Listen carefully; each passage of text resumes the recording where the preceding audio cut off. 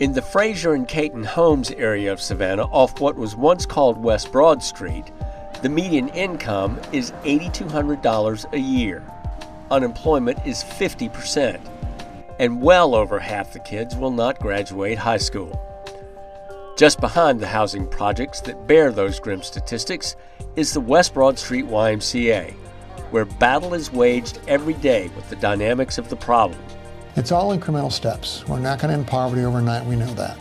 But we do know that a pattern has to be broken. So we start with children. We can get a child educated, we can give them some hope, we can give them dreams. Peter Dolliber believes that dreams are built on reading and math, especially reading. So that skill is the focus in the yellow brick building on May Street. Everything they learn is based on language. Math is based on language. So when a kid enters kindergarten and has a vocabulary of about 20,000 words compared to his wealthier counterpart with about 100,000 words, they can never catch up. And what are you making? Headband. A headband. But there's creative learning afoot too. Molly Lieberman was a student in the Fibers program at SCAD when she was recruited to bring her knitting abilities to the Y. Bundled in with the artistic accomplishment is a hard skill that's invaluable. You know, just to make yourself focus on something long enough to really master it and really get it is a great skill to have, because if you can learn how to knit and kind of stick with that, then you can stick with other things, and we need that in life. We need to have that perseverance. Well, you see how it's growing up? They call it the comeback Y, and with good reason. A working garden funded by Gulfstream, a playground donated by Home Depot, a newly renovated pool, strong partnerships with the United Way and Goodwill Industries of the Coastal Empire. All have come about in just the last 5 years after the West Broad Street Y was defunded temporarily by the United Way and given just one more year by its YMCA parent. Mayor Otis Johnson said at the time that funding it was like throwing money down a hole.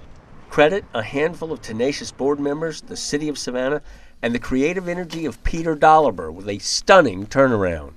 We're very creative in our approach in supporting the families who immediately live in this neighborhood, and sometimes we just have to be creative in terms of how we approach them. When you start thinking about all the working families and children needing a place to go in the afternoons, having a place like the West Broad Street Y to come for recreation and tutorial services and that sort of thing, I just think it's a great support.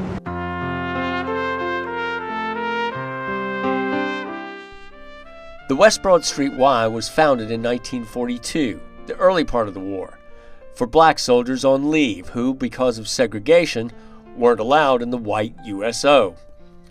The first building was an embarrassment, and they soon relocated near Connors Temple Baptist Church. In 1968, they moved to May Street, a location square in the middle of the city's toughest area. We're in the poverty, high crime rate area. So that's why we're here. We're here to provide those activities because some of the children only see this area. They don't get outside this little box. Dolliber says they couldn't be anywhere else. People respect you when you stand with them. People respect you when you work with them, when you stand shoulder to shoulder with them, when you listen to them, when you care about them deeply, and when you're here for them day after day after day and you don't move. So we have to be in this community to serve this community. But Dolliber emphasizes he doesn't stand alone. The partnerships that have developed in the past 5 years have reached from the library to the Boys and Girls Club to the Telfair to the Spiva Law Group's martial arts classes. And coming in March, primary health care. From all of those partnerships, the West Broad Street Y hopes to build a community that can stand on its own. As a community, we can only grow if we have people ready to take on jobs. So if we're not grooming the next generation to take on jobs and know that all work is honorable, and that while we want every kid prepared for college, we really want every kid prepared for life and for work. So if we can get kids with that kind of work ethic, we'll have a stronger community in the future. If we can take adults now who don't have that ethic because no one taught it to them, and we can teach it to them, we have a stronger community now. People won't have to go all over God's creation to find people to work. They're here.